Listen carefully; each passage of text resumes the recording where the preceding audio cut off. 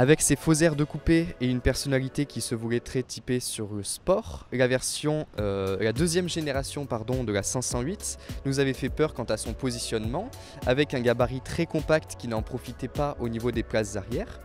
Aujourd'hui, Peugeot sort la version SW, donc la version break du modèle, qui gagne 3 cm sur sa longueur, un coffre plus généreux et surtout au niveau des places arrière, un confort d'habitacle qui sera supérieur.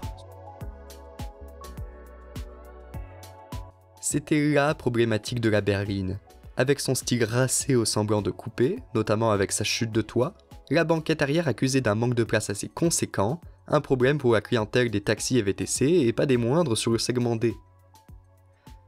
Sur la version SW, la différence est claire et nette, cette nouvelle silhouette de break est clairement plus habitable, avec 3 cm de longueur supplémentaire et 2 cm de haut, la deuxième rangée est enfin exploitable même pour les adultes. On se sent toujours étriqué, surtout en largeur, mais la place est tout de même plus conséquente. Alors, le grand avantage sur cette version break par rapport à la version berline, c'est vraiment pour les places arrière.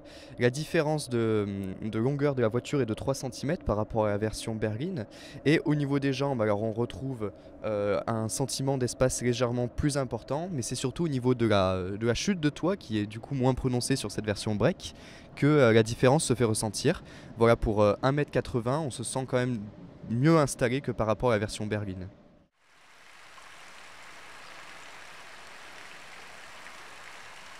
Un sentiment d'espace qui profitera à 2 personnes, mais toujours pas à 3 personnes.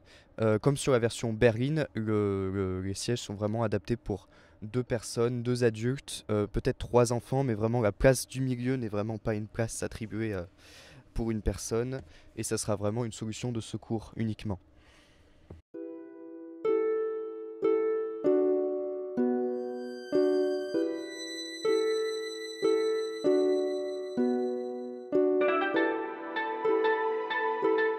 Au sein de l'habitacle justement, la planche de bord façon high cockpit retrouvée sur la berline donne une certaine personnalité à la voiture, comparée à un dessin plus classique comme sur la Volkswagen Passat. D'autant plus que toutes les commandes tombent plutôt bien sous la main à la manière des informations qui sont tournées vers le conducteur.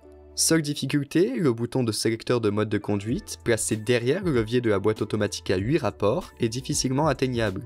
Par ailleurs, sans toit panoramique vitré, le noir de l'habitacle fait assez austère et la ceinture de caisse haute ne laisse entrevoir que peu de lumière avec ses petites fenêtres.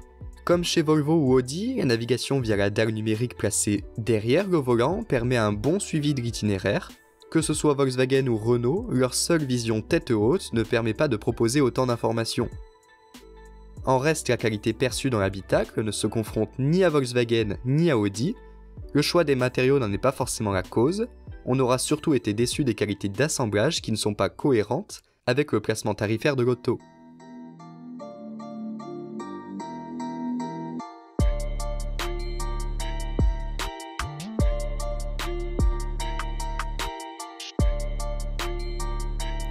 Au chapitre de la conduite, Peugeot fait encore le job. Le break conserve avec une similitude déconcertante les agréments de conduite de la berline. Malgré quelques kilogrammes de plus sur la balance et 15 cm de plus en longueur, son empattement identique et son châssis très efficace rendent la conduite de l'auto très agréable. Toujours à l'aise et sécuritaire sur la chaussée, avec une conduite dynamique, c'est un bel argument pour préférer le break à la berline, tant la qualité numéro 1 du modèle ne se montre pas en retrait. La direction est précise et offre un comportement comparable à une 308, oui, même avec 4,78 m de long. Seul bémol, le freinage manque à notre goût de mordant, ce qui surprend au départ comparé au profil dynamique de l'auto. Davantage de sensibilité à la pédale n'aurait pas été de refus. Le chapitre des motorisations vient ramener le conducteur à la réalité. La 508 est loin de viser une clientèle sportive avec des moteurs conséquents, mais pour une utilisation break, ce sera le bloc diesel de 160 chevaux de milieu de gamme qui se montrera à notre goût le plus intéressant. Sa puissance est satisfaisante et ses consommations assez mesurées, à l'inverse du bloc 180 chevaux. Le bloc de 125 chevaux de la gamme Essence n'est pas sportif, bien qu'il délivre une puissance intéressante une fois passé 5000 tours. Mais il permettra d'accéder à la finition GT, coiffant le haut de gamme en termes d'équipement. En le choisissant, la suspension pilotée, les sièges en cuir Alcantara et la planche de bord garnie de bois seront proposés. Par ailleurs, il permettra notamment de faire perdre 85 kg sur la balance par rapport au bloc diesel de 160 chevaux. Courant 2019, une version hybride rechargeable de 225 chevaux entrera sur le marché, renforçant quant à elle la caisse de plus de 250 kg. Selon nos dernières informations, les batteries du bloc électrique seront placées sous les sièges arrière et permettront au coffre de ne pas être impacté.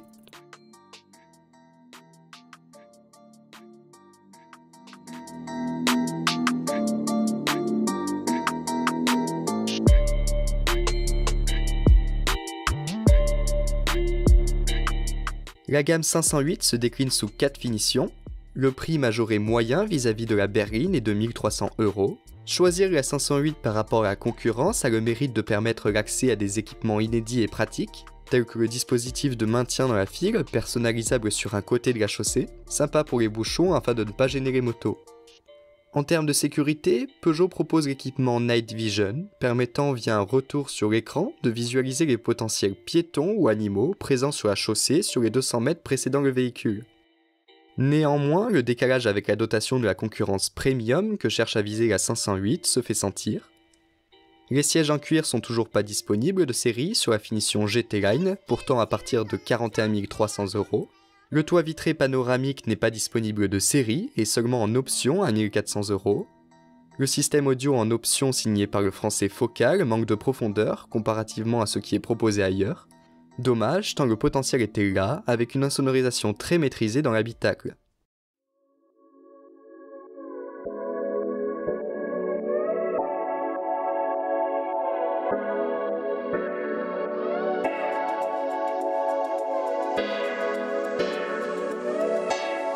Finalement, on prend les mêmes et on recommence. Le dessin, les agréments de conduite et l'image de marque, mais bien que le nouveau break reprenne les ingrédients de la berline, la silhouette et l'espace majoré pour le coffre et les places arrière nous aura plu davantage, en restera toujours ce placement tarifaire, difficilement pardonnable, les assemblages ne sont clairement pas au niveau et l'absence de certains équipements pourtant indispensables pour de tels budgets sont trop vite remarqués. Par ailleurs, au pays des 4 anneaux, de l'étoile, ou encore là-haut, parmi les V60 nordiques, l'offre venue de France dérangera. Et ça, c'est déjà une réussite.